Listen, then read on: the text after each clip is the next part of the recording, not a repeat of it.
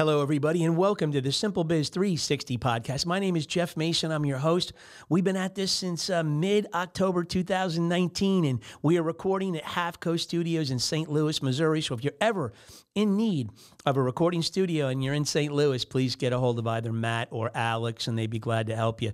So we're in the throngs of what we call this 3 Business Tips in 5 Minutes series. We take a look at three concepts and just kind of give you something to think about at the end of the session and kind of inspire you to think about if you want to change your company or make some modifications.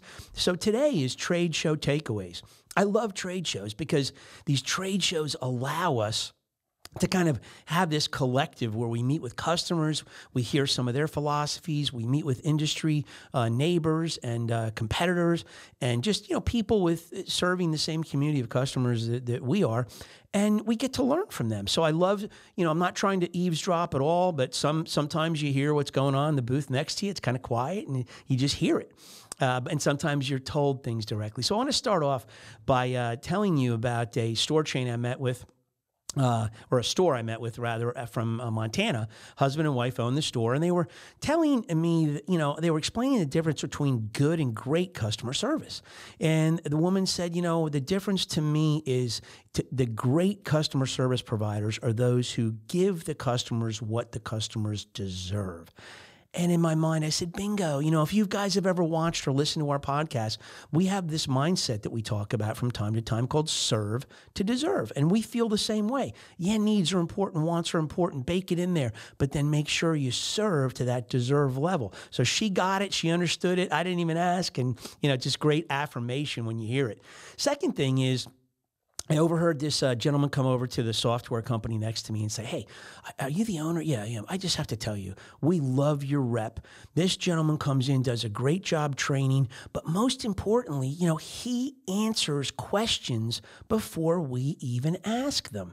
Ding, ding, ding, ding, ding. I said, this is great, right? This is exactly what we love to talk about. Get to the customer before they get to you. We can answer so many questions from a customer service vantage point for customers before they ever ask.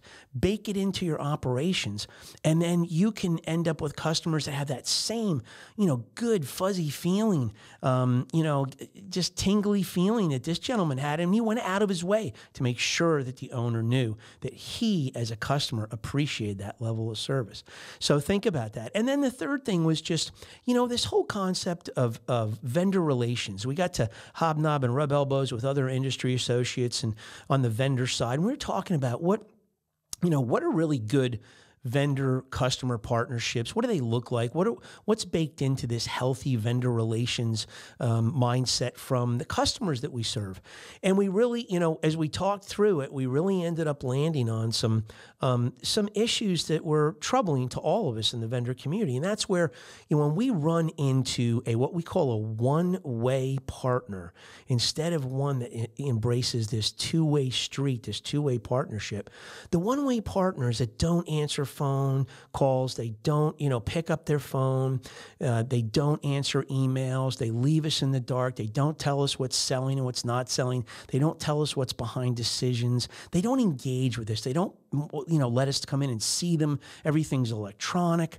And it's those relationships that are fractured to the point where we as vendors can't give a healthy enough return on investment to that company, where there's so much more that we can give to a partnership that it really embraces this two-way street, this 360-degree vendor relations concept.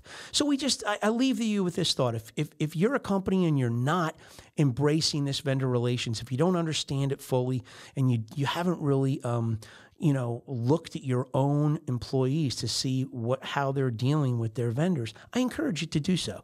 It's a healthy exercise, and I think you will end up getting more bang for your buck in your vendor relationships. So we're going to dip back to a great rock and roller. Unfortunately, he left us way too early. January 2023, we lost Jeff Beck, one of the most innovative guitarists there ever was and ever will be, probably.